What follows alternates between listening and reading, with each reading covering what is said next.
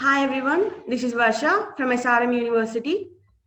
Today I'm going to explain my compiler design lab assignment in this video. And my question is, I need to explain the construction of a recursive descent parser for the given grammar. The grammar is as follows. We all know the grammar consists of non-terminals, terminals or variables, and a set of production rules. Here we are having two production rules. One is for S and other is for L. And we all know that the grammar consists of a start symbol. And I also need to verify the acceptability of the given strings. There are two strings given. And I can manually eliminate the left recursion if there is anything in the grammar. So first let us know what is the RDP. We all know that a parser is divided into two types. One is top down and the other is bottom up. RDP comes under top down parser and it is of without backtracking. RDP consists of set of production rules for each non-terminal. We in the given grammar we have seen that we are having two non-terminals, one is S and one is L. For the two non-terminals we are having a production rule. Every execution in the RDP begins with a start symbol. In our case, the start symbol is S. We need to remove the left recursion manually. If there is any left recursion in the given grammar, what is left recursion actually means? Let us take an example. If we are having any production rule in this case,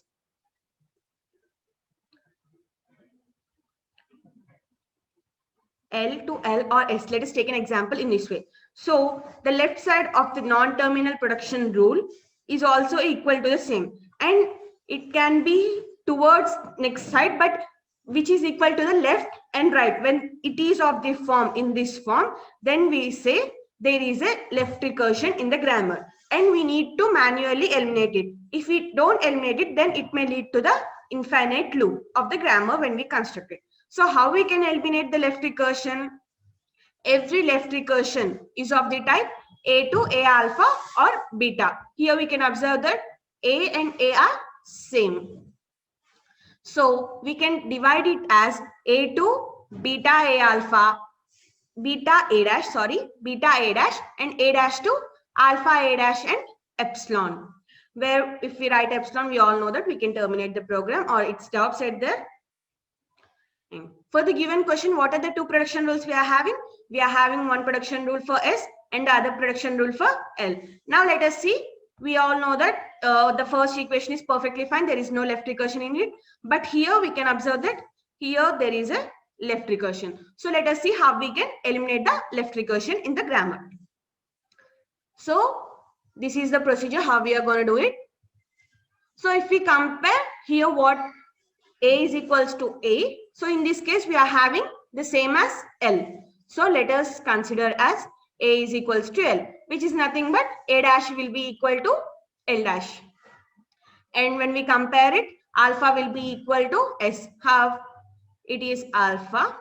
And after L, we are having comma S. And beta will be equal to only S. So when this is of the form, what are we going to divide the grammar? We can divide the grammar as A to beta A dash and A dash to alpha A dash or epsilon. So let's divide it.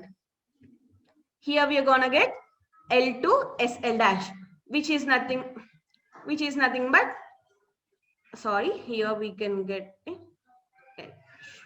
Okay. And again, we will divide L dash to alpha. Here alpha consists of comma S. So comma S, L dash and epsilon. Coming to the next. So we got three production rules from two production rules. What are our production rules now?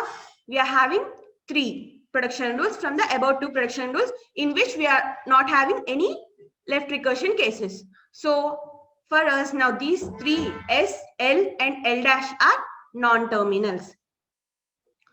So first let us see an algorithm for the non-terminal.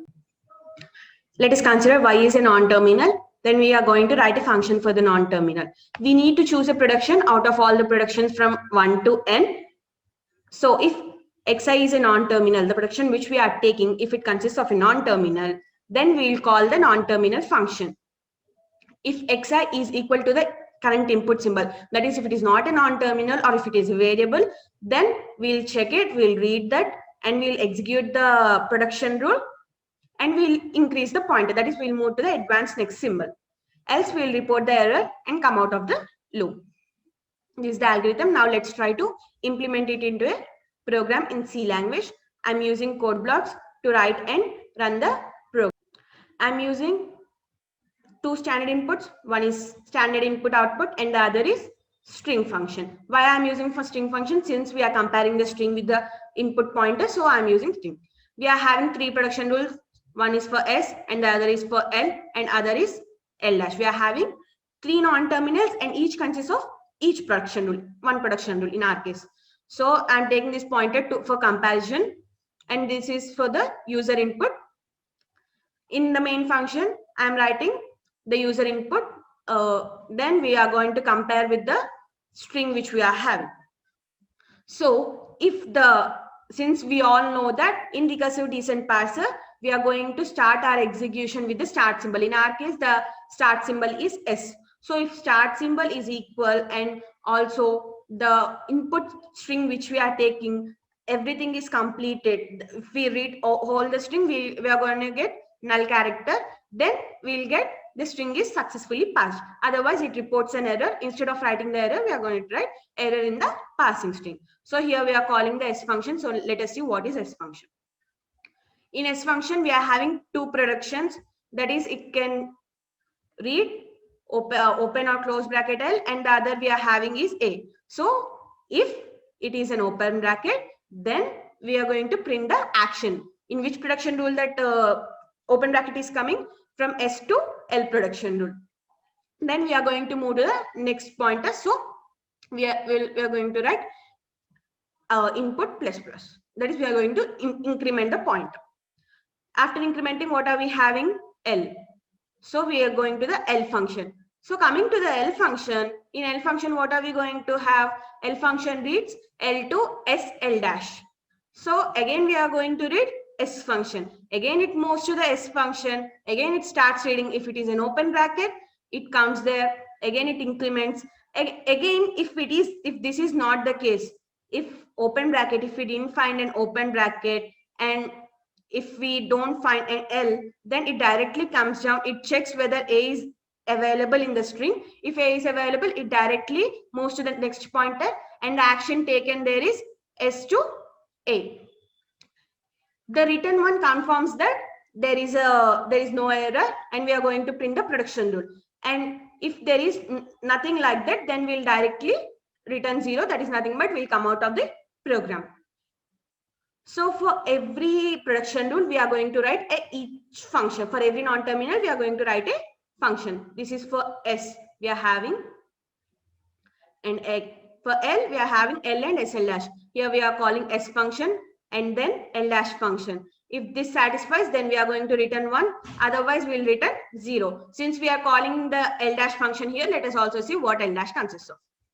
We all know that L dash is of SL dash and other is epsilon. Since I can't write epsilon here, I'm considering epsilon as $.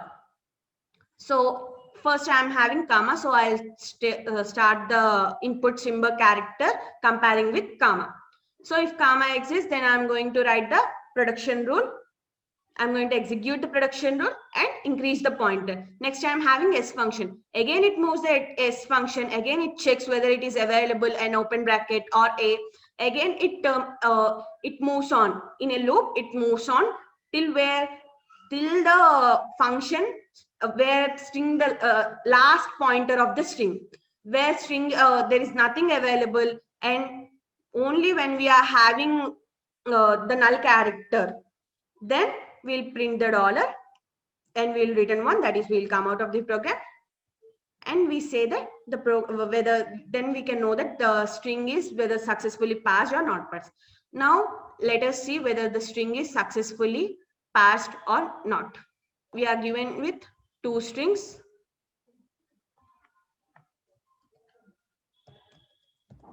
This is one string. So see, we are getting string is successfully passed. What is the reason that we are getting string is successfully passed? Since this is our input So we'll compare it with open bracket first, in which case we are having open bracket from S to L. So next we are having in L function, again we are going to call the L. In S function, we are going to call L function. So when we are calling L function, we will get SL dash. Again, we are going to call S in this. Again, it moves. Again, it checks with A. Since S to A is equal, we'll remove that. So in the same way, we will check with each production rule. If it is matches, and we'll check every other like that in the same way. Again, if it is matches, if no pointer is left over, then we'll say the string is successfully passed. We have given 2 strings. One is this, and let's see. So the other string is a comma e. Sorry, comma e. So for every input action, we are writing the production rule. This is the input which we are having, and this is the action which is performed. So let us, yes, this string is also successfully passed. So here we can see. Thank you. This is Varsha from CSE-F, and my number is 350.